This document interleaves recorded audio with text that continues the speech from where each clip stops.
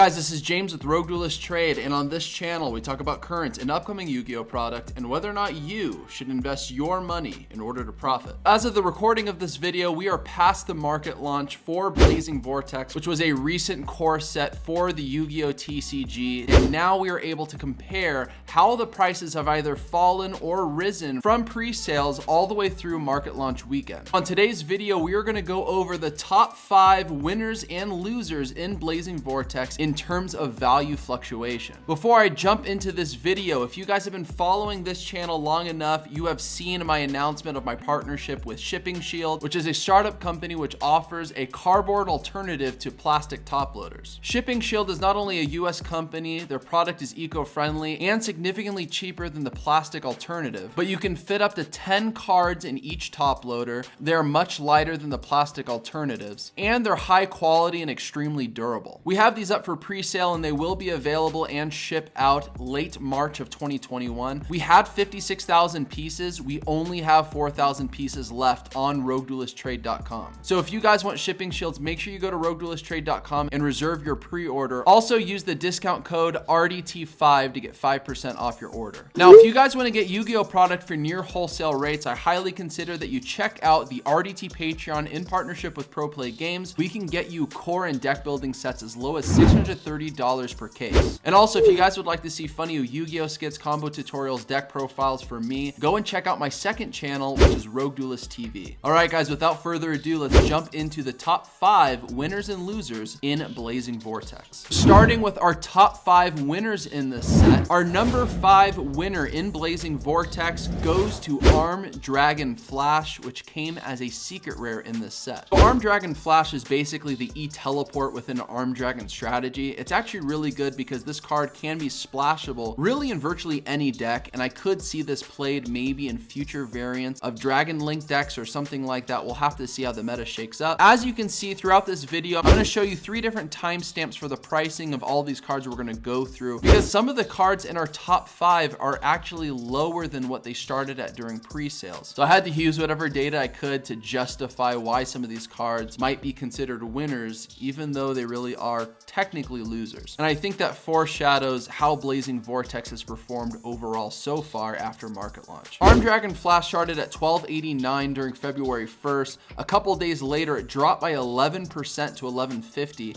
and then dropped by another 6% at $10.82, dropping from a total of 16% during pre-sales up until February 8th. Honestly, this is a very good card. This is a card I would keep your eye on because, again, this can be splashed. And if there's ever a reason to play a small Armed Dragon engine, or just being able to get an additional Wind Dragon resource from your deck to the field, I'd keep an eye on this card. Our number 4 winner within Blazing Vortex is going to go to S-Force RAPPA CHIYOMARU, which came as a secret rare in Blazing Vortex. So this card started at $10.18 during pre-sales on February 1st, and from my opinion, I feel this card was a bit overvalued in terms of S-Force being competitive in today's meta, although we could be surprised in the future, especially after future ban lists, because this archetype definitely has a ton of potential. CHIYOMARU being one of the better main deck cards. It did quickly drop to $6.94, which was a reduction of 32%, but then did go up to $7, so it did see a small increase of 1% as of February 8th. From the starting data point to the final data point, it was a total reduction of 31%. Now, the reason why I'm calling this out as number 4 is because this card is actually starting to go up in value from where it was a few days ago. I do see this card potentially going up in value, especially if S-Force does see some level of meta play. This is going to be one of the main cards people go after as a 3 of. Our number 3 winner within Blazing Vortex is going to go to the top dollar card in this set, which is Pot of Prosperity,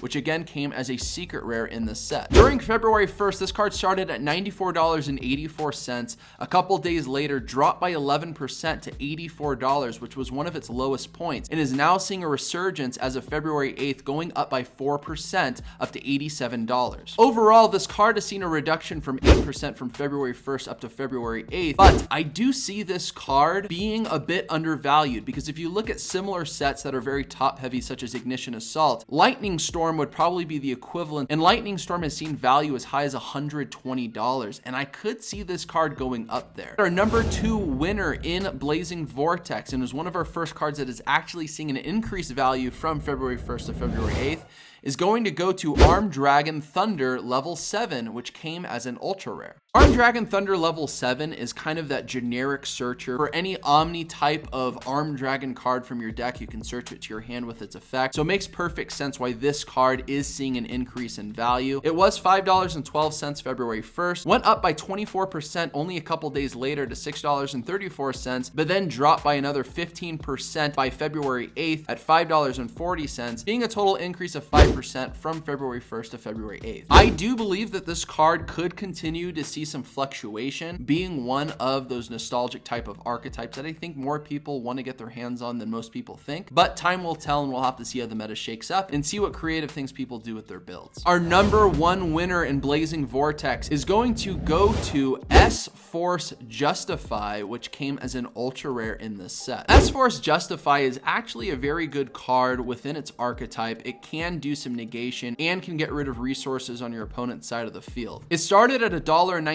during February 1st, dropped by 55%, going all the way down to 87 cents on February 3rd, which would have been a great time to buy into this card because it then saw an increase at 180% up to $2.44 by February 8th. So from February 1st to February 8th, this card has seen a 27% increase, which is definitely the highest increase we have seen in this set. I think when this card dropped as low as it did, a lot of people may see some potential in S-Force, and this is one of those cards that definitely 87 cents would be way undervalued if this card ever sees meta play, especially within its archetype. I could see this card even going higher in value depending if this does see meta play in some way, shape, or form. For right now, I don't see it happening because in the OCG, it doesn't see a lot of play, and I know they're completely different formats, but we do have some similar formats being more control heavy within the OCG and the TCG. But a ban list could come up and change the demand as to whether or not people want to play S-Force, so definitely keep your eye on this and maybe look into it yourself to see if it's an investment you might want to make. So now we are going to go to our top 5 losers in this set. So starting from least to worst, our number 5 loser is going to go to WINDWITCH Freeze Bell,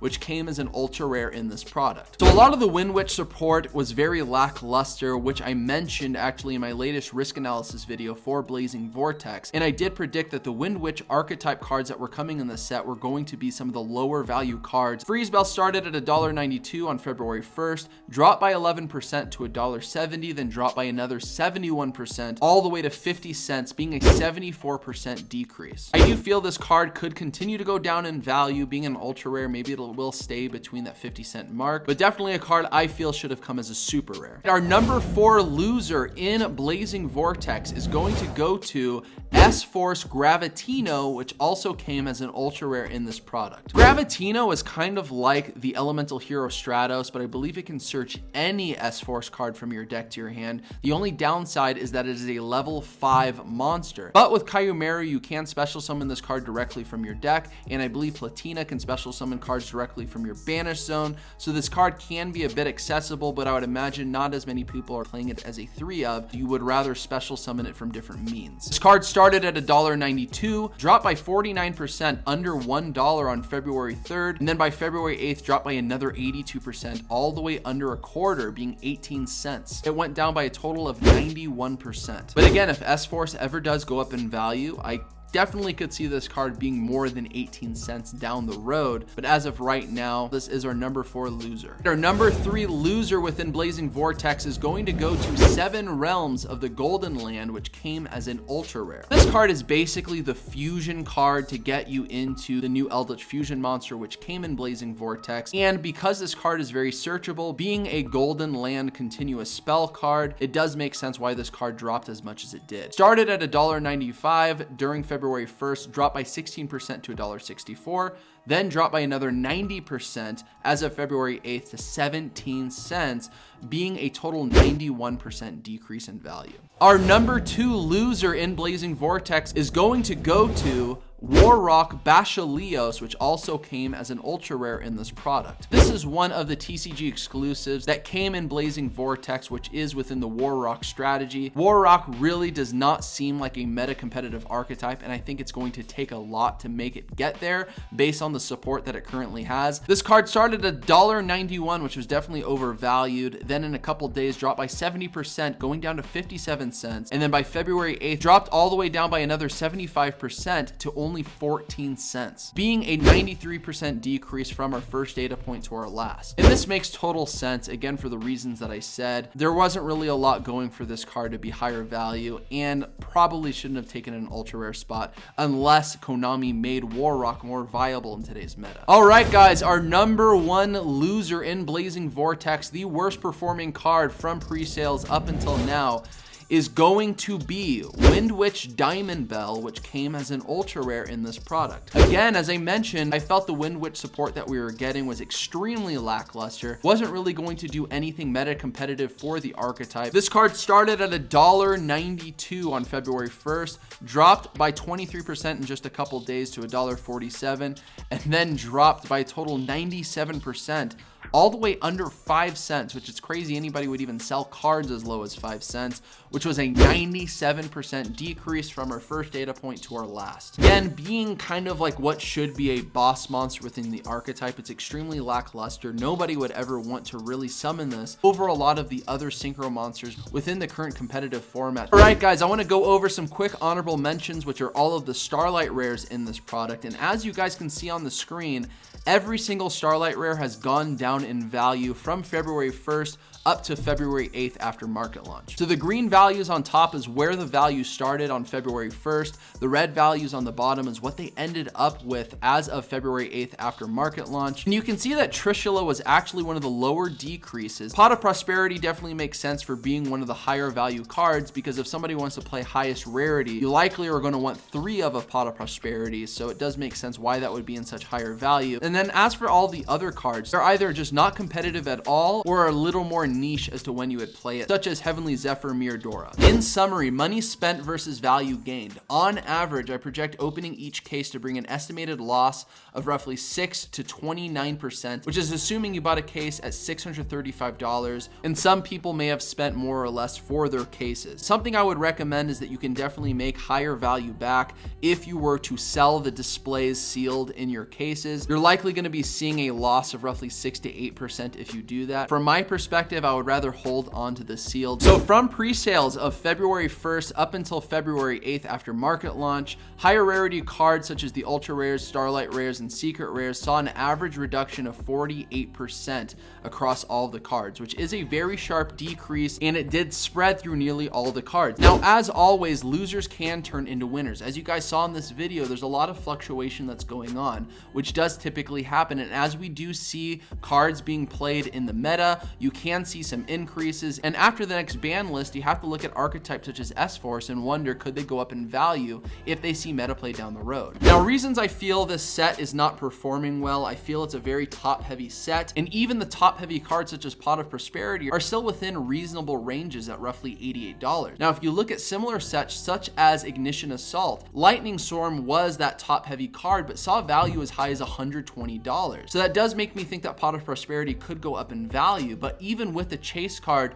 not being as high as a Lightning Storm, it does make it harder to get value back. Another reason is that there's just a low level of generic free agents. Again, Pot of Prosperity really being one of the only meta changing cards as a 3 of in most any deck. And also, there really isn't any meta changing archetypes right now that we can foretell. All right, guys, that's gonna end our video on our top 5 winners and losers in Blazing Vortex. I'd like to know what you guys think about this data. Let me know down in the comments below. Also, let me know if you would like to see me continue making videos like this for future sets. If you enjoy content on modern Yu-Gi-Oh, whether to invest, not invest, stop right now and subscribe to this channel and hit the notification bell. And also, if you guys want to help the YouTube algorithm to help grow this channel and you enjoyed the video, stop right now and like this video. Again, helps the YouTube algorithm and we can help grow this channel together. Guys, again, make sure you go to RogueDuelistTrade.com and get your pre-sales of Shipping Shield if you want to get your hands on that. It's going to be probably another like 8 to 10 weeks before we can get more manufactured and up for pre-order. Guys, I appreciate you stopping by, and I'll see you on the next video on Rogue Duelist Trade.